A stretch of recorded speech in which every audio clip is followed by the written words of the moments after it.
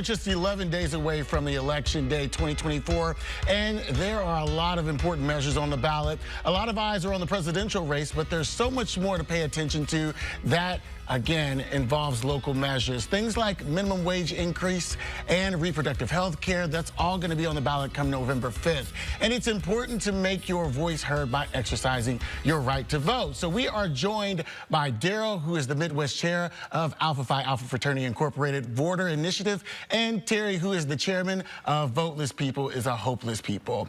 Now, gentlemen, I want to thank you, one, for being here on the show today. But this is pretty serious business, and so I want to talk about the work that you're doing in the community right now to get people ready. Yeah, absolutely. So, one, we're mobilizing. We're getting folks excited about the election, because one thing that you might not know, or you might know, you have to be inspired to go do something. And so people like to hear the voices of the people that they trust.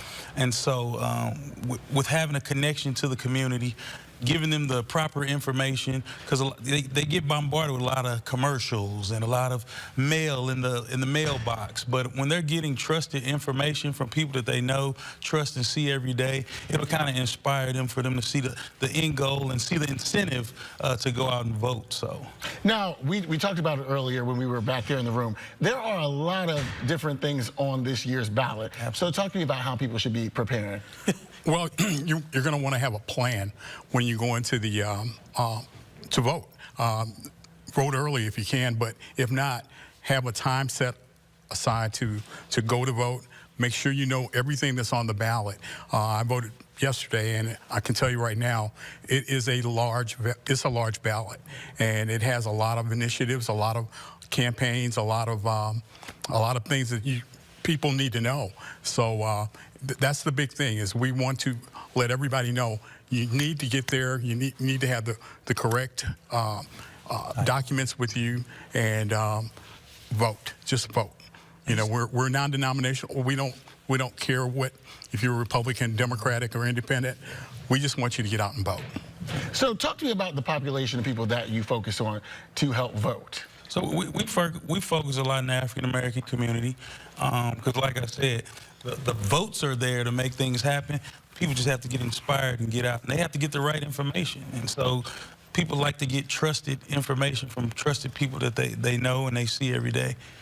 Yeah. So what are some of the pitfalls that can present themselves to people when they are going out to cast a ballot? Well, a lot of the pitfalls could be really simple to us, but having an ID, knowing what to vote for, knowing where to go vote, having a right to go vote, you know, things of that nature. And so we try to encourage the people and give them the right information, because a lot of people don't know now in St. Louis County and St. Louis City, you're able to vote at any polling place. So as long as you're registered to vote, you can go vote at any polling place that of your choosing that's open. And so you can go vote right now, which is pretty cool. So we're really driving a lot of people to the polls for that early, no excuse, absentee ballot voting, because it gets folks out and it drives turnout way up. And it's very important that people turn up, and show out.